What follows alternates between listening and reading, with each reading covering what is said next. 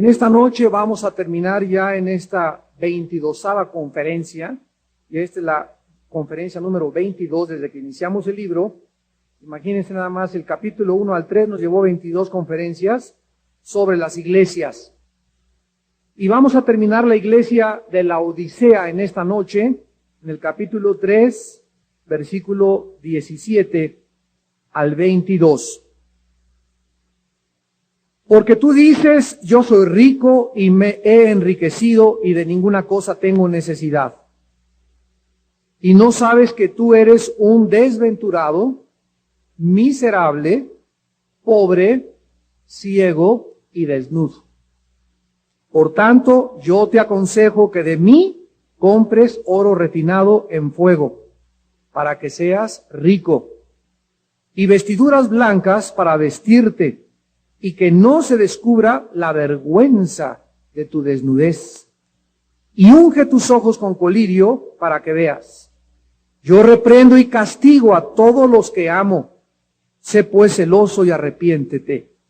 He aquí yo estoy a la puerta y llamo. Si alguno oye mi voz y abre la puerta, entraré a él y cenaré con él y él conmigo.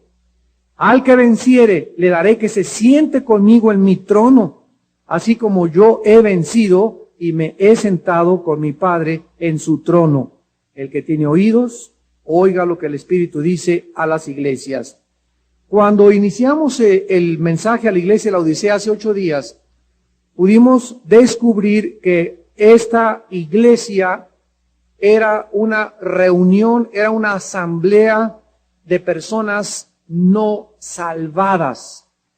Y podríamos preguntarnos en esta época en que estamos viviendo, porque esto es una especie de un shock traumático, teológico para muchas almas y corazones, ¿es posible que en la iglesia y en las iglesias donde se reúne la gente supuestamente para leer la Biblia y escuchar la palabra de Dios y ser exhortados, edificados y consolados, es posible que haya personas que no tengan la salvación y que tengan ya años asistiendo a estas iglesias? La Biblia nos responde en esta noche de manera afirmativa. No solamente no es posible que haya un grupo de personas en las iglesias que no tengan la salvación ni una experiencia con Dios realmente, sino que hay iglesias enteras que no tienen la salvación de Jesucristo. Entonces podemos inmediatamente concluir que no es el hecho de venir a una iglesia lo que te hace cristiano. No es el hecho de que pertenezcas al catolicismo o al protestantismo, a la iglesia evangélica o mormona, o bautista o metodista o nazarena o Vida Nueva para México, para el mundo, etcétera, etcétera. El hecho que tú formes parte de una asamblea, de un grupo que tenga cierto o determinada etiqueta, no te hace cristiano. Lo que te hace cristiano es cuando tú tienes un encuentro personal con Jesucristo, cuando te ves tu vergüenza, ves tus pecados, ves por primera vez cómo te ve Dios, y no como los demás gentes, ni te comparas con los demás, que eres mejor que muchas personas, sino como te ve Dios, y en ese momento abrazas la cruz, crees lo que Dios hizo por ti en la cruz, crees en su sangre derramada por tus pecados, y crees que fuera de esta salvación estás perdido eternamente, y cuando tú mueras te irás directamente al infierno. Entonces la Biblia es muy clara respecto al destino eterno de las personas que mueran sin su salvación. Y en esta noche vamos a probar, y así es el tema de esta conferencia, de esta noche: los tibios no son salvos. Los tibios no son salvos. Cristo le dice a esta iglesia que la tibieza Él la odia, por lo que les vomitaría de su boca. Ya vimos que vomitar es una cosa que representa un pedazo de alimento descompuesto que nuestro organismo, Dios lo diseñó de tal forma para que cuando yo reciba algo que no vaya de acuerdo con los jugos gástricos y que no sea digerible, mi organismo tiene la reacción de para sacarlo para poder protegerme, y hasta que yo no pueda sacar de mi cuerpo, o tú también, lo que nos cayó mal, no podremos tener salud. Así que muchas veces es muy beneficioso, ¿verdad?, el arrojar, el sacar de nuestro cuerpo las cosas que nos han caído mal. Y esto lo usa Dios para simbolizar que no podrás pertenecer a su cuerpo. Porque hay muchas personas que han tratado de meterse a la iglesia o de entrar o de formar parte del cuerpo de Cristo encubiertamente, a escondidas, de una forma ilícita, vestidos con su propia justicia y no con la justicia del Hijo de Dios. Lo primero que le dice Cristo a esta iglesia en el versículo 17 es que nos revela lo que ellos en su corazón verdaderamente les impide tener la salvación. Y miren ustedes lo que Jesús le dice: porque tú dices, o sea, en el corazón de estas personas, ellos dicen que son ricos, que se han enriquecido y que no tienen cosa de ninguna necesidad. Dios nos revela en este momento de que la característica peculiar de las personas que van a la iglesia y que asisten a la iglesia y que no tienen la salvación son personas que nunca han sentido la necesidad de Dios en sus vidas. No han sentido verdaderamente la necesidad de decir: Padre, si tú no entras a mi vida, estoy perdido. Si tú no me salvas, me voy a condenar. Si tú no entras y haces algo en mi vida, yo no puedo seguir siendo padre, no puedo seguir siendo esposa, no puedo seguir siendo hijo, no puedo seguir dando estudios bíblicos. Cuando tú sientes la necesidad imprescindible y profunda que tienes de Dios, es cuando estás abriéndote a la voz del Espíritu Santo, y ahí es cuando Dios puede entrar a tu corazón. Pero mientras tú creas que no tienes necesidad y que solamente necesitas ir a la iglesia para cumplir con una religión, para ir de 11 a 12 a tomar la comunión, para que te pongan en la ceniza algo aquí en la frente, para que puedas de vez en cuando oír la palabra de Dios, pero no has sentido una profunda necesidad de Dios en tu vida, no eres salvo. Y una de las cosas que Cristo menciona que le pueden impedir a una persona reconocer esa necesidad son los bienes materiales. Vayamos al libro de Deuteronomio en el Antiguo Testamento, capítulo 8, Deuteronomio 8, y veamos que esta fue precisamente la advertencia que Dios le hizo a la nación de Israel antes de que entraran a la tierra de Canaán. Dice en Deuteronomio 8, versículo 11, cuídate de no olvidarte de Jehová tu Dios, para cumplir sus mandamientos, sus decretos, sus estatutos que yo te ordeno hoy. No suceda que comas y te sacies y edifiques buenas casas en que habites y tengas en tu garage, ¿verdad?, coches y cuenta en Banamex y en Bancomer, se aumenten tus dólares, tus petrobonos, versículo 14, y entonces, ¿qué sucede? Cuando todas las cosas comienzan a ir bien, cuando ya tengo ese sueldo que yo quería, tengo ya mi cochecito, tengo mi departamentito, etcétera, etcétera, ahí hay un peligro cuando ya te ascienden a gerente, cuando ya tienes como secretaria un sueldo bastante cómodo. ¿Qué sucede cuando llegamos a alcanzar cierta comodidad, cierto confort y cierta satisfacción con el lugar, el servicio, el trabajo que tenemos? Que en ese momento nuestro corazón se puede enorgullecer.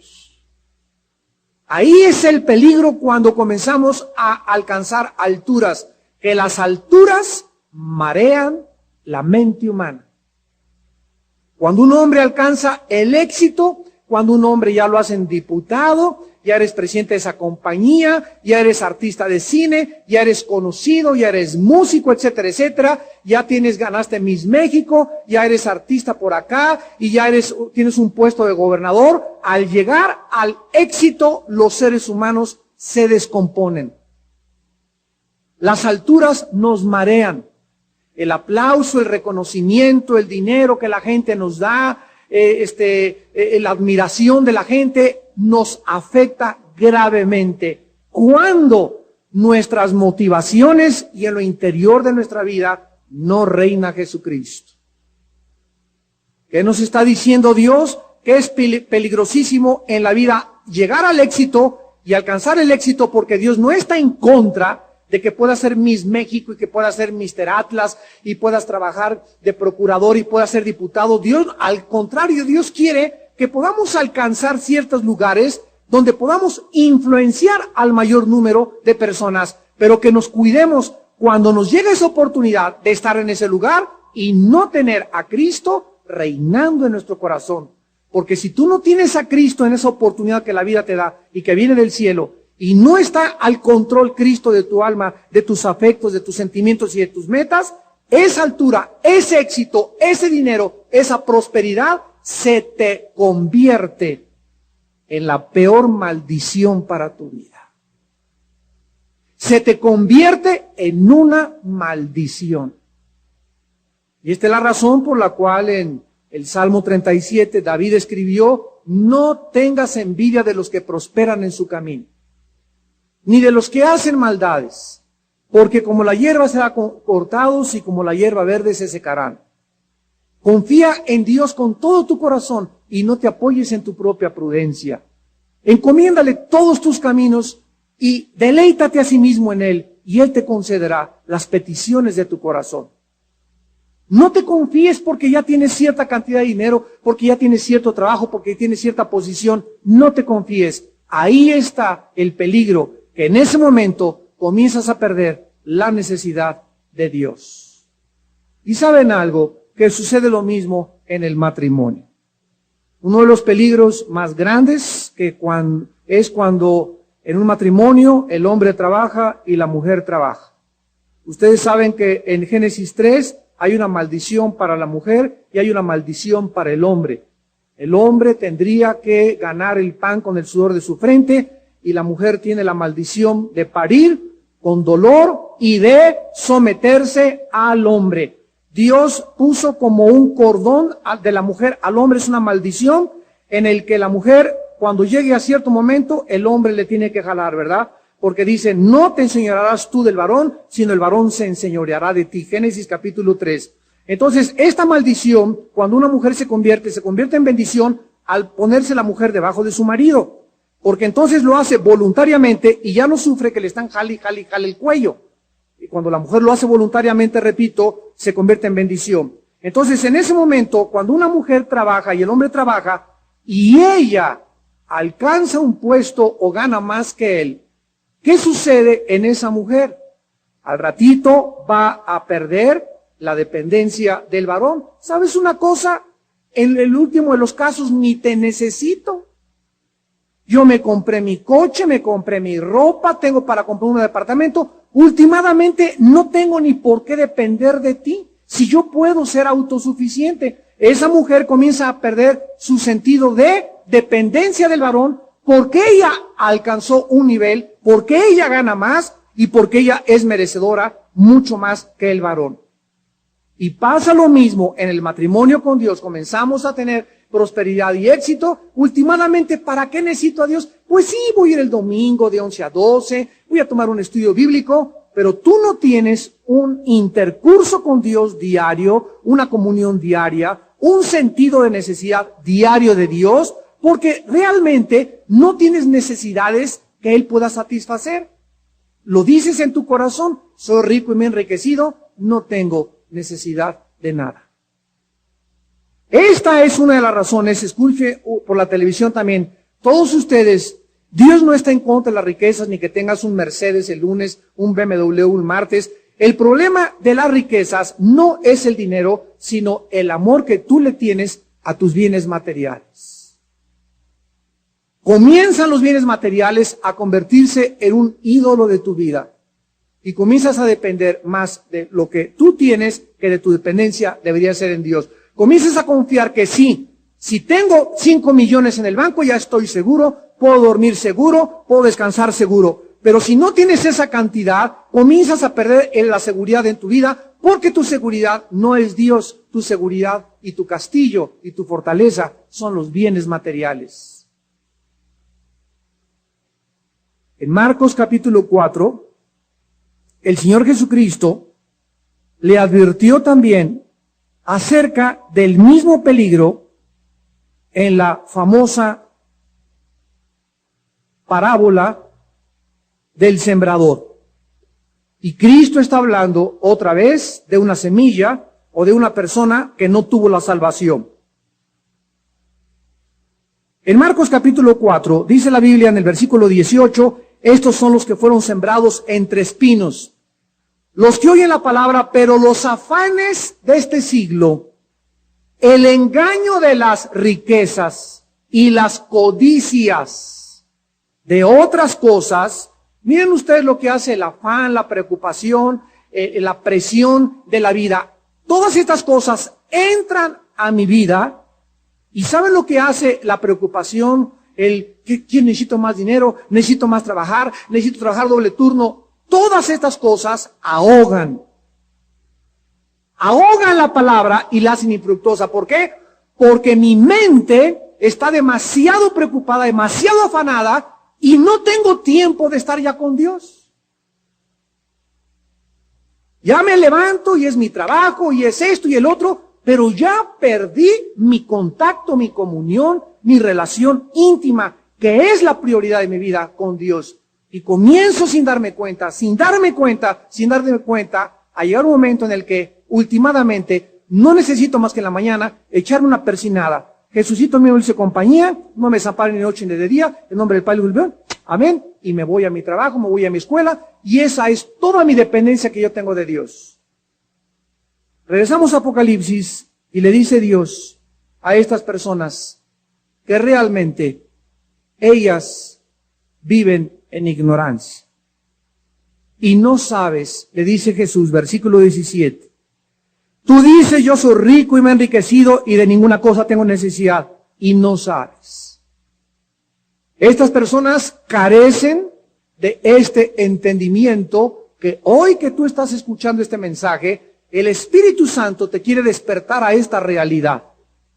Porque tú no sabes realmente que en primer lugar, eres una persona, a pesar de que digas, tengo aseguro esto y tengo mi cuenta, eres una persona, en primer lugar, desventurada. Esta palabra griega, talaiporos con T, talaiporos, escuchen lo que significa desventurado. Significa aflicción causada por la soledad. Aflicción, temor, presión causada por la soledad. Depresión profunda de vaciedad espiritual. Aquí estamos viendo que diario en la televisión, en los Óscares, en los artistas, en políticos, en personas de éxito, vemos a todas estas personas que cualquiera podría decir, ¿qué le hacía falta a Elvis Presley? ¿Qué le podía hacer falta a Michael Jackson? ¿Qué le hace falta a ese artista? ¿Qué le puede hacer a esas personas? Nada, tienen todo, tienen fama, tienen dinero, tienen publicidad, tienen discos, todo aquello que el alma humana anhela porque ignora que no es ahí donde se encuentra la felicidad. No saben esas personas, no sabemos nosotros que esas personas son unas personas las más vacías que existen en esta vida espiritualmente. La persona necesitaría convertirse a Cristo para descubrir la profunda vaciedad espiritual del mundo que nos rodea. Todos esos hombres y todas esas mujeres que admira y que Hollywood y artistas y deportistas, nadie sabe, ni siquiera ellos, que son las personas más solitarias de esta vida. Es una soledad que no entienden ninguna de ellas ni conocen ninguna de ellas. ¿Por qué? Porque ellos no saben que en ninguna de las cosas de la vida se puede encontrar la felicidad. Cristo en Juan 4, 13 al 14 se lo dijo a la mujer samaritana. Era una mujer que quería encontrar en los hombres esta llenura. Y así hay muchachas, hay mujeres que buscan y creen que un hombre puede ser la respuesta, o que casarse es la respuesta, o que divorciarse es y casarse con otro, y creen que hay otro mejor que su esposo, hay otra mejor que su esposa, y todo esto es el resultado de una vaciedad. Y cuando estamos tratando de encontrar en un ser humano llenura, es cuando comenzamos a convertir a ese ser humano en un ídolo. Un ídolo es todo aquello que quiera llenar lo que solo Jesús puede llenar. Es toda aquella persona que pueda ocupar en mi vida lo que a Cristo solamente le corresponde. El trono de mi corazón. Entonces nunca vas a encontrar que esa persona te va a llenar, ni mi esposa, ni tu esposo, ni 3 esposas, ni que te cases con otra. ¿Por qué? Porque no fuimos creados para ser llenados con nada de esta vida. Ningún ser humano puede llenarnos el vacío con el cual Dios nos creó. Dios nos creó deliberadamente con ese vacío hasta que descubriéramos a Jesús y supiésemos que es Jesús el único que puede llenar este vacío de nuestra alma. Jesús le dijo a la mujer samaritana: mujer, si tú supieras quién es el que está hablando contigo, tú le pedirías de beber y él te daría el agua de la vida, pero la vida eterna. En primer lugar, esta mujer, si ella supiera quién es Jesús, cuando tú sabes quién es Jesús, grítale: Jesús, Hijo de Dios, Nazareno, ven a mi vida y sálvame. Y esta es la responsabilidad de los cristianos, dar a conocer a Jesús al mundo, porque el mundo no sabe quién es Jesús. Si el mundo supiera quién es Jesús, el mundo clamaría y diría: si tú eres el único que puede satisfacer y llenar ese vacío, tú eres el que estoy buscando. No es la fama, ni Michael Jackson, ni el dinero, ni la popularidad. Es Jesús la razón de toda nuestra existencia. Esta mujer se había casado 5 veces cuando Jesús se la encontró. Ya llevaba 5 hombres. Y sabemos, ¿verdad?, que artistas de Hollywood y del cine tienen 8, 9, Elizabeth Taylor lleva 8 matrimonios, 9 matrimonios. ¿Y cuál es el problema? Que la persona cree que esta otra persona, esta sí va a ser, este sí, con este voy a ser feliz, y te sale drogadicto, te sale borracho. Esta sí, ¿verdad?, y te sale la tigresa de Santa Julia. Esta sí, pues te sale peor que Jezabel. Y nos damos cuenta, ¿verdad?, que no es una ilusión, es una falacia, es algo que no pertenece a la realidad. Y vivimos desventurados. Salomón también lo experimentó en Eclesiastés capítulo 2.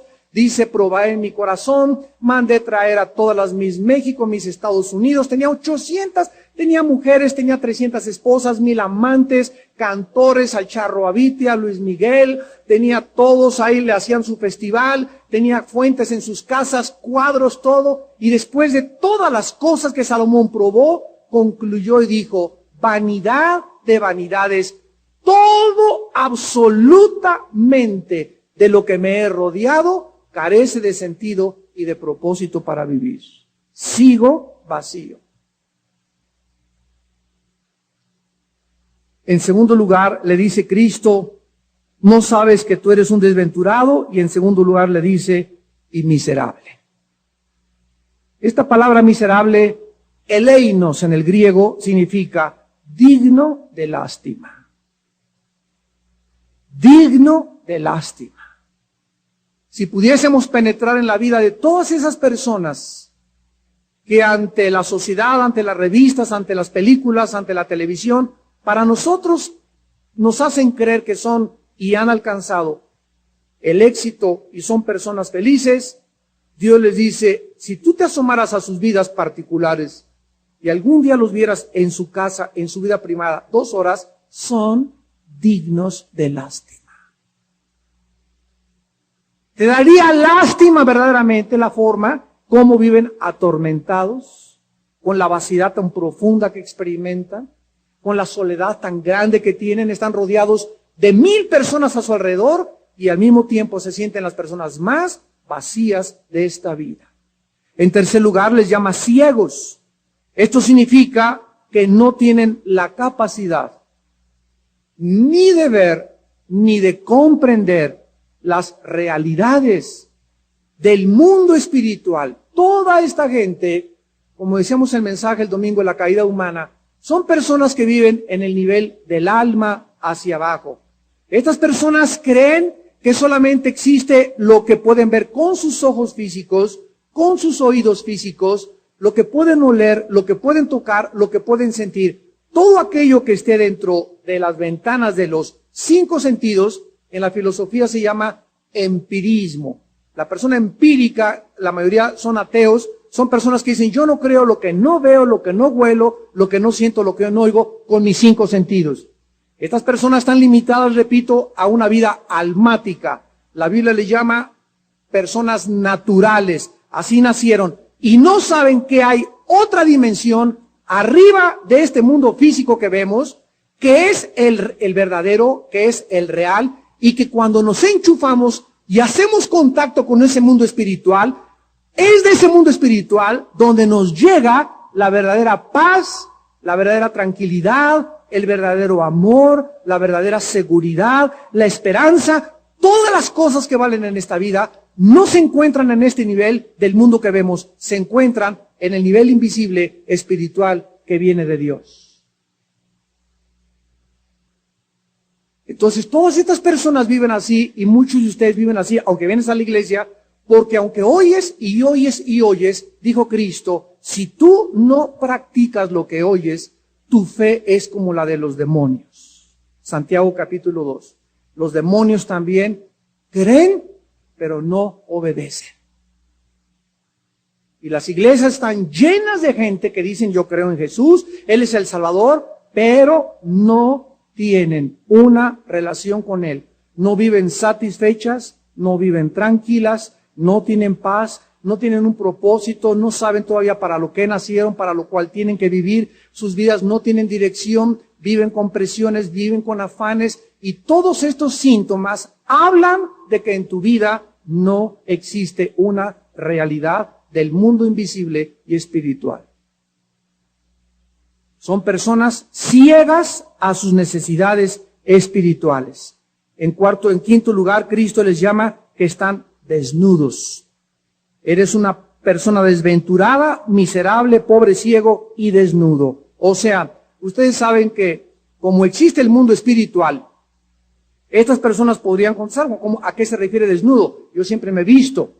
Sin embargo, hay una desnudez espiritual que experimentaron nuestros primeros padres, Adán y Eva, en el huerto del Edén. En el momento en que Adán y Eva pecaron, dice la Biblia, cobraron conciencia de que estaban desnudos. O sea que ellos, antes de pecar, vivían en el plano espiritual. Estaban con Dios, la voz de Dios se paseaba, tenían comunión con Dios, tenían tranquilidad. Pero en el momento en que pecaron, ¿qué sucedió? El ser humano se desconecta, que es la muerte espiritual, nos desenchufamos del mundo espiritual y entra a nosotros la muerte espiritual, que es la separación del espíritu, y comenzamos a vivir y a depender de todos nuestros 5 sentidos. Entonces, Adán le dice a su esposa, estamos desnudos. ¿Por qué no se habían dado cuenta que estaban desnudos cuando estaban conectados con el mundo del espíritu? Porque cuando vivimos en el mundo del espíritu, vivimos en la inocencia. Un hombre espiritual puede ver a una muchacha como a su hija y no comérsela ni revisarla de los pies a la cabeza. Un hombre espiritual puede ver a las mujeres en el espíritu, en lo que ellas son, sin ver sus cuerpos ni estarlas desnudando con su mirada lasciviosa. Cuando estás en el espíritu, eres inocente, como los niños. Tú tomas a un niño de 3 años y a una niña de 3 años y los metes a una regadera, los dos a una tina. Y ninguno de los dos está así. Ahí andan, ¿verdad? Con la pispireja que por aquel lado y las niñas, y ni les importa nada. Pero el momento en que ellos tienen 7 años de edad, 8 años de edad, y los pones juntos, ya algo los hace taparse, porque ya perdieron la inocencia.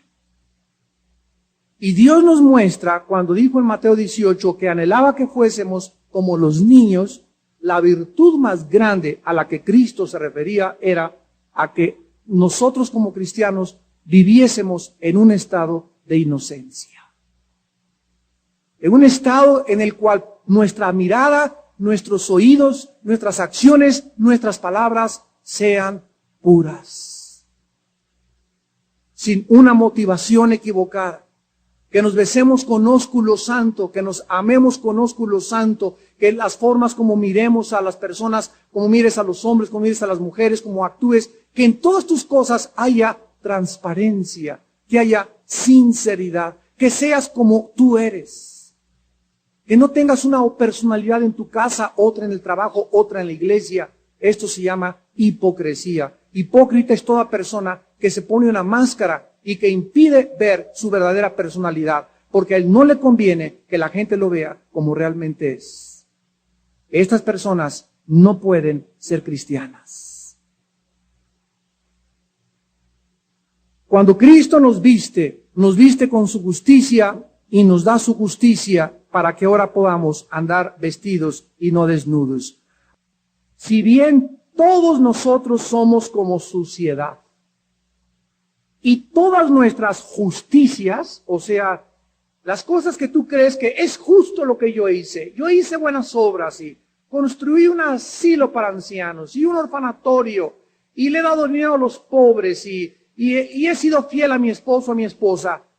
Todas aquellas cosas que nosotros antes de convertirnos hayas tú considerado desde tu perspectiva, según tu opinión, que eran buenas, dice la Biblia, que ante los ojos de Dios eran como trapos de inmundicia. Podríamos traducirlo en el lenguaje mexicano como jergas, como una jerga. Y caímos todos nosotros como la hoja y nuestras maldades nos llevaron como el viento.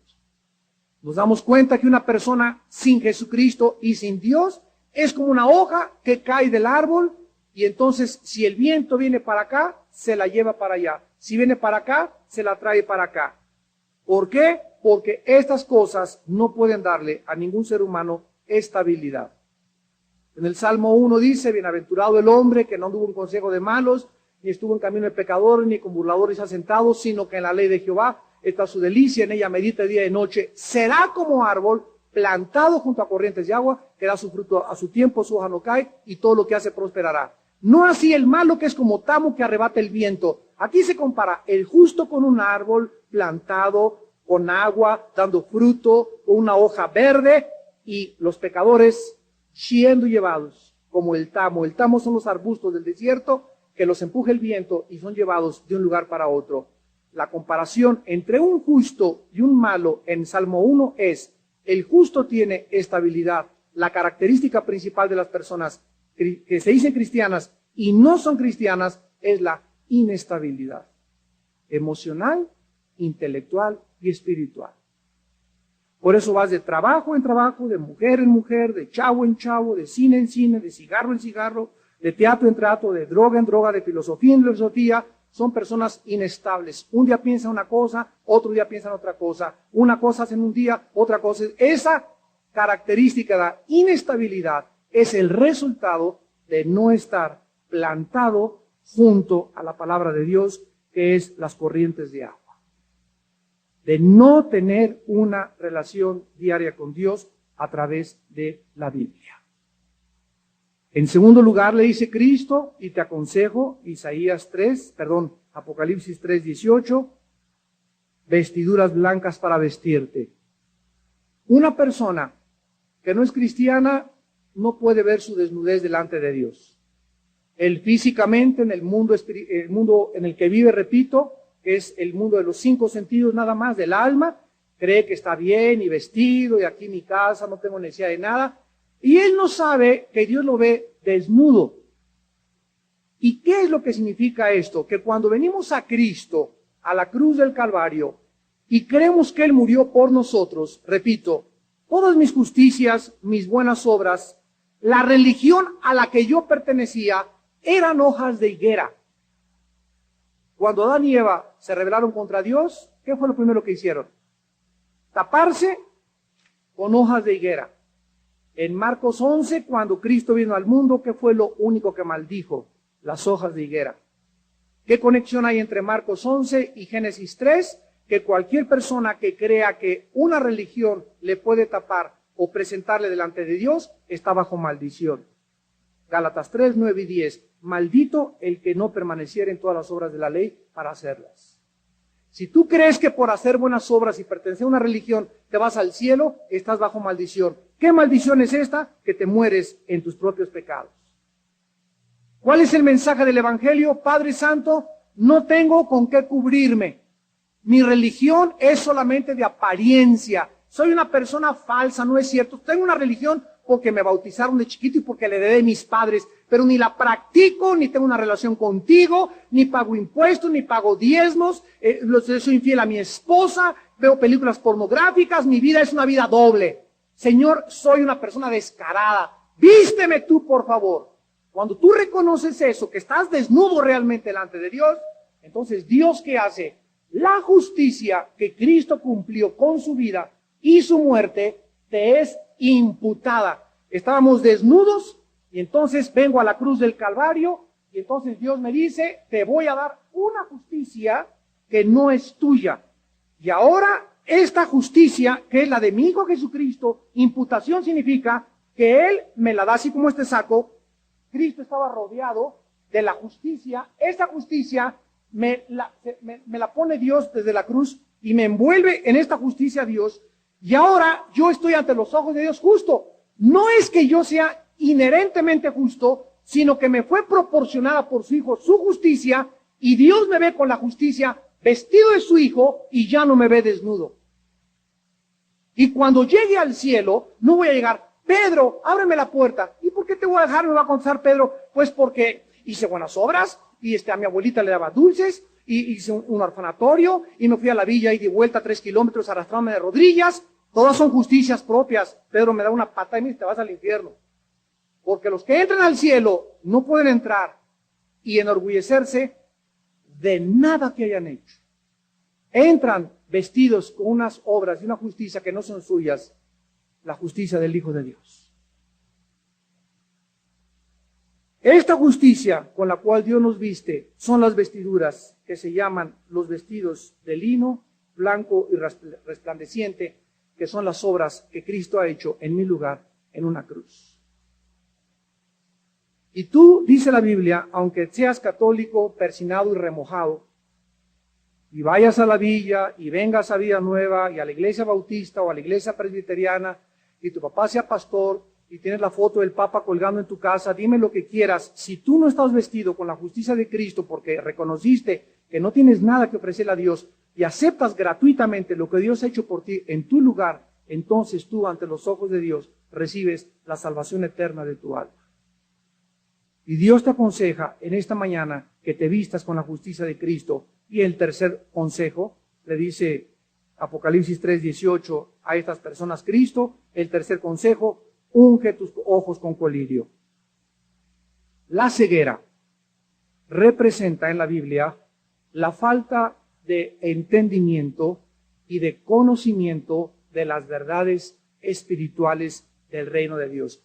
Una persona que no tenga al Espíritu Santo no puede ver más allá de su intelecto, de las verdades de su mente limitada, entenebrecida por el pecado, nublado, un intelecto corrompido. No puede él por sí mismo, por sus investigaciones, por sus sacrificios, aunque se vaya al Tíbet y con los lamas, aunque practique el Buda, el budismo y la meditación, nada dentro de nosotros hay para que nos pueda conectar con el cielo.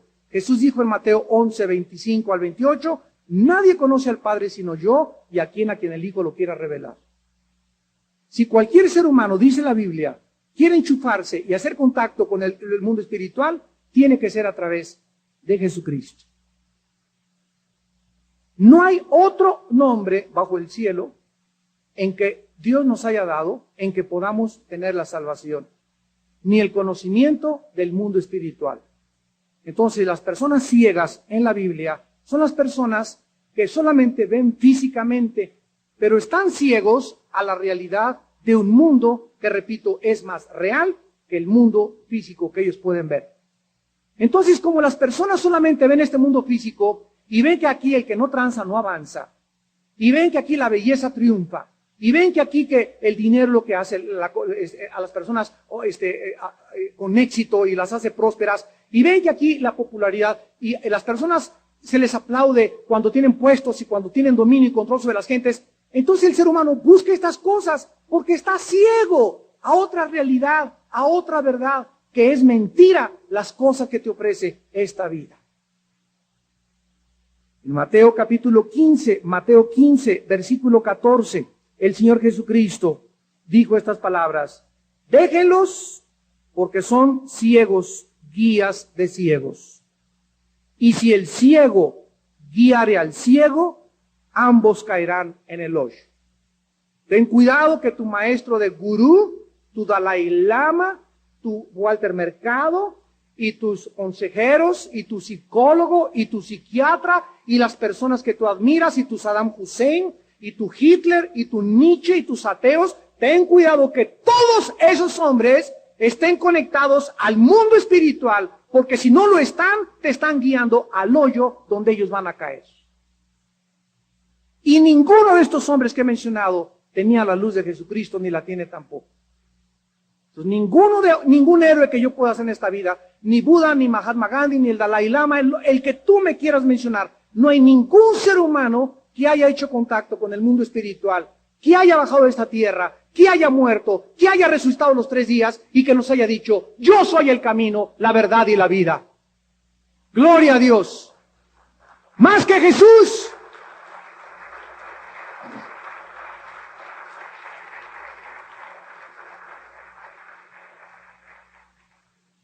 Solo Jesús lo hizo. Entonces, todos los líderes que tú sigas y los libros que tú leas y la información que tú tengas no te va a guiar ni te va a conectar al mundo invisible, físico, espiritual, invisible.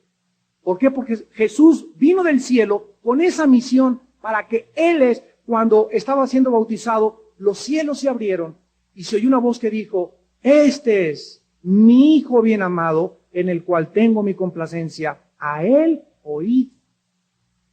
Jamás sobre el panzoncito de Buda se oyó: ese es mi gordito. Chingüengüenchón. Mahoma, ustedes saben, ya se los he contado, el fundador del Corán y de la religión musulmana o del Islam. Ahorita es la más grande religión del mundo en crecimiento. Mahoma tenía visiones continuamente, fue un hombre atormentado por visiones porque les llamaba jindes y genis, de donde viene la palabra, ustedes se acuerdan de la película esa, del Aladino, la lámpara maravillosa, viene de Bagdad, de ahí viene esa película. El genio que salía es un demonio, y la palabra genis en el árabe significa demonio. Y continuamente Mahoma mencionaba en sus biógrafos y en todas las historias que hay de Mahoma que tenía contactos y que se les aparecían ángeles enviados, y 4 o 5 veces intentó suicidarse. Su esposa, con la que se casó, una vez le dijo: por favor, no te quites la vida porque tú fuiste llamado a ser profeta. Entonces, todas estas revelaciones de estas personas que han dicho que ellos han sido los Mesías y los líderes, de acuerdo a la Biblia, son falsos profetas. Mahoma no murió ni resucitó. En el Corán no se encuentra una sola palabra de cómo obtener la salvación y el perdón de los pecados. No se menciona la obra sobrenatural de Dios muriendo en una cruz, no se menciona que Mahoma sea verdaderamente, no se menciona Jerusalén. Sin embargo, se le admira y se le ha llevado como el verdadero Mesías del mundo musulmán y de los muchos árabes. ¿Por qué? Por la ignorancia de que Jesucristo es el camino, la verdad y la vida. Sin lugar a dudas, regresamos a Apocalipsis. Estos versículos que acabamos de leer nos indican que estas personas no tienen la salvación, y con la necesidad que tienen del oro, de las riquezas espirituales, los vestidos de la verdadera justicia de Cristo y la luz que les permita ver las realidades del mundo espiritual. Ahora, finalmente, en penúltimo lugar, viene la advertencia, versículo 19. Yo reprendo y castigo a todos los que amo. Si tú te dices que eres cristiano y pecas y tienes un amante de hace 3 o 4 meses, te acuestas con tu novia hace 4 o 5 meses y andas tan campante como si nada, lo único que indica es que no eres cristiano. Porque si fueras cristiano, Dios ya te hubiera tupido y feo. Desde el Salmo 32, Cristo dijo, te haré entender y te enseñaré el camino en que debes andar, sobre ti pondré mis ojos. En Hebreos 12 dice la Biblia, yo amo y reprendo a los que castigo y recibo por hijos, por lo tanto, hijo mío, no menosprecies la disciplina del Señor, porque si no te castigara, serías bastardo y no hijo. Cuando dice Cristo, yo reprendo y castigo a todos los que amo, sé pues celoso y arrepiéntete, te está mandando un mensaje en esta mañana, en esta noche. Repito, si tú eres cristiano, ya tienes con tu amante 6 meses, con tu novia te acuestas hace 4 meses, estás transando de tu compañía hace 5 meses, robas así, pero vienes a la iglesia y te dices cristiano y no te ha pasado nada, ni has tenido un accidente, ni te han hospitalizado, ni te vino una fuerte enfermedad, ni te han encarcelado, es porque no eres hijo de Dios ni hija de Dios. Porque si fueras, Dios te hubiera surtido. Porque Él ama y castiga a los que son sus hijos. Yo no puedo tener un hijo que diario vaya a romper los vidrios de los vecinos. Porque si alguien me dice, oiga, su hijo anda, rompe, mis hijos no. El primer vidrio que él hubiera roto, ven para acá, te surto y te castigo y vas a pagar ese vidrio lavando 3 carros ahora en los próximos semanas. ¿Por qué? Porque es mi hijo. Pero si otro chamaco anda haciendo maldades, que lo castiguen sus papás, no es mi hijo. Yo me encargo de mis hijos. Y mi responsabilidad es disciplinar a mis hijos. Y lo mismo hace Dios. Si tú no eres su hijo, te dejas suelto y que hagas lo que quieras. Y nos vemos el día de tu muerte, dice el Señor, en el día del juicio. Pero si eres mi hijo, te voy a hacer entender, por las buenas o por las malas. Dice la Biblia finalmente en el versículo 21, en el versículo 20, que esto es increíble. Dios se retrata tocando la puerta de la iglesia para que lo dejen entrar. Esta es la última evidencia de que esta iglesia no era salva. Estoy a la puerta y llamo. Este versículo se ha usado evangelísticamente y también se puede usar evangelísticamente. Pero el cuadro más trágico y lastimero aquí es que Él está tocando. ¿Se imaginan ustedes una iglesia que se llame cristiana, que pertenece a la iglesia cristiana, que se crean que sean cristianos y tienen a Jesús afuera de la iglesia? Pues entonces, ¿qué es todo el borlote que hacen aquí adentro? Todo en la carne. No se imagina, la carne es extremadamente consagrada y religiosa. La carne es muy consagrada y muy religiosa. Y aquí vemos a Jesús tocando la puerta y llamando, y te dicen esta noche, si tú oyes mi voz. Primero Jesús, en esta noche, ¿qué está haciendo? ¿A través de qué Dios llama? A través de la Biblia. La fe es por el oír por la palabra. Dios a través de este mensaje te está llamando. Número 2. Si tú oyes su voz, y Juan 10 dice, mis ovejas oyen mi voz. ¿Por qué el mundo ahorita, el mundo entero, no oye la voz ni discierne lo que está pasando en el mundo? Porque no son de Cristo. Porque los que son, dice 1 Juan 4, el que es de Dios nos oye. El que no es de Dios no nos oye. En esto conocemos el espíritu de verdad y el espíritu de error. 1 Juan 4:4. En esto distinguimos los espíritus. Mis ovejas oyen mi voz y me siguen. Si tú oyes mi voz, es porque eres oveja del Señor. Entonces, dice la Biblia, ábrele la puerta de tu vida, permítele a Jesús entrar a tu vida, y miren el retrato figurativo que se usa. Cenaré con Él y Él conmigo. ¿Qué significa? Cristo viene a mi vida a tener comunión conmigo. 1 Corintios 1:9. Dios nos llamó a la comunión con su Hijo Jesucristo. ¿Qué significa comunión? Unión en común. Ya podemos tener una unión en común. ¿Por qué? Porque ahora yo he aceptado que Él murió y pagó por mí y ahora puedo comenzar a vivir para Él. ¿Cuántos de ustedes en esta noche quisieran abrirle, tal vez cuando tenías mucho tiempo en la iglesia a la que tú perteneces, y a lo mejor esta noche Dios te ha abierto el entendimiento y te ha mostrado que no tienes la salvación? No te atrevas en esta noche de salir por esa puerta sin estar seguro y dormir en esta noche en paz, donde el Espíritu Santo te da el testimonio que realmente eres hijo e hija de Dios. Oremos.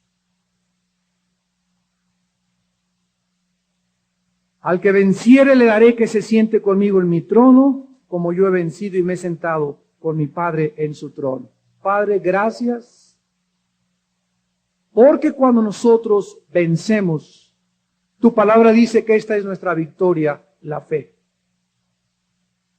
¿Qué es lo que nos lleva a vencer la presión, las codicias, los afanes, las tentaciones de la vida? Nuestra confianza en lo que tú has dicho en la Biblia, que es cierto.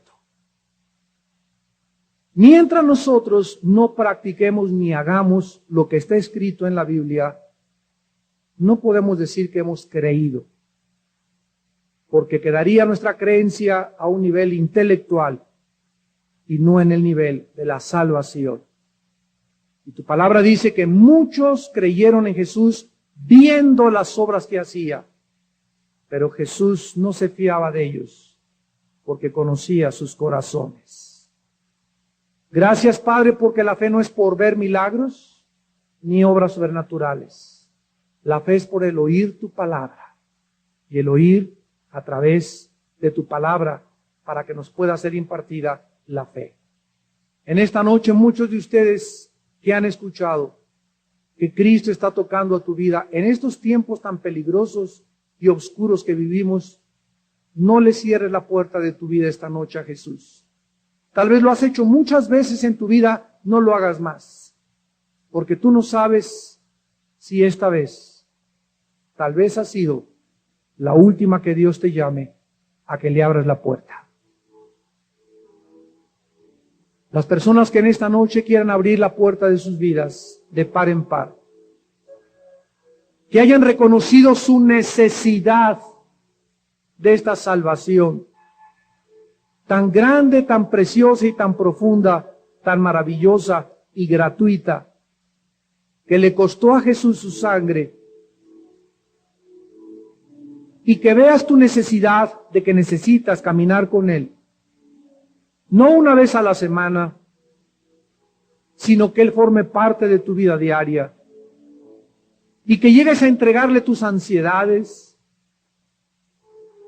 tus afanes, para que vivas tranquilo, tranquila, en paz, cierta y seguro de que sabes ahora por qué camino andar, para qué vivir, para qué comer, para quién trabajar.